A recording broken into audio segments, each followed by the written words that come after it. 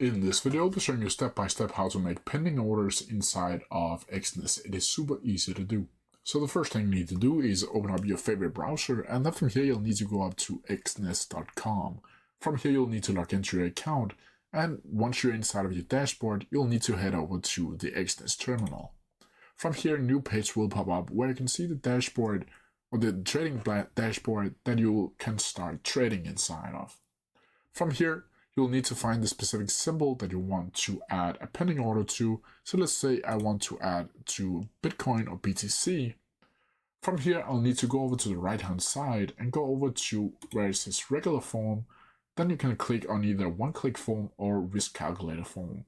From here, I'll just choose regular form, but you can choose any of these other ones if you want to do that. From here, you'll need to click buy, and from here, you'll need to change it from a market order to a pending order. And now from here, you'll see a bunch of new different things besides the market order. From here, there's different is, for example, the open price, where you can add either and change the open price if you want to do that. You can add the volume down here and the take profit and stop loss.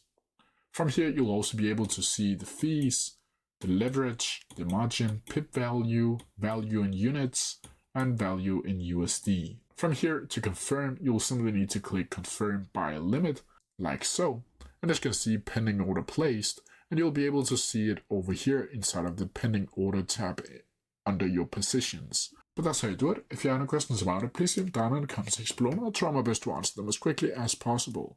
See ya!